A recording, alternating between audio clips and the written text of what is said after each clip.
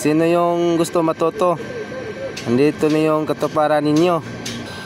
Ngayong gabi mga idol. Gusto ba kayo matuto mga idol? Parte sa plano mga idol. Hindi kayo mga idol, may iti-tips ako sa inyo. Ito na idol. Sino yung gusto matuto? Andito na yung katuparan ninyo. Tingnan nyo mga idol. Tika idol i-plaster ko muna idol. Parang Yan mga idol. Panoorin niyo mabuti mga idol. Ito yung ibibigay ko nga tips sa inyo mga idol.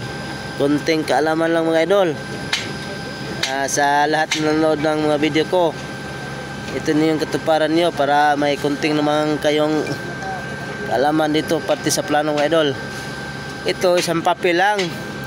Kung nakita niyo, isang papel lang to, ito. Pero lahat ito mga idol, bawat isa niyan, sa lahat na mga ano niyan, mga code niyan, code number niyan, may blow up yan, mga partisyon. Yan ang alamin niyo mga idol.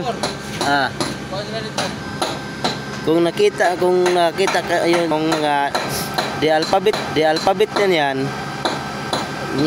tingnan makita nyo. Ito. Yan.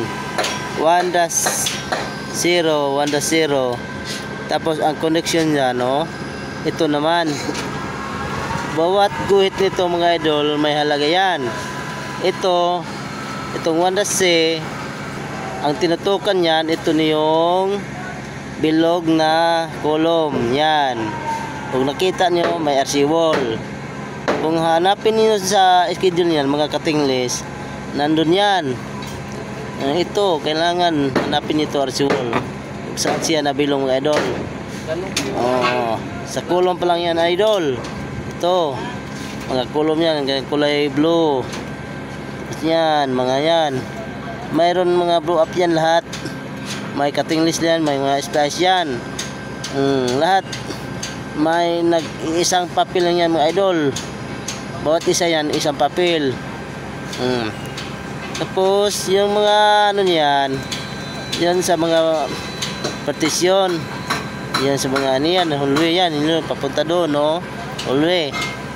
Tapos ito, elevator. Tapos ito, hagdan. Diba? Ito lang yung importante. Hanapin niyo mga idol. Ito, kasi may connection dyan. Ito sa gitna, may connection dyan, diba? Kulay dilaw, diba? Sa L.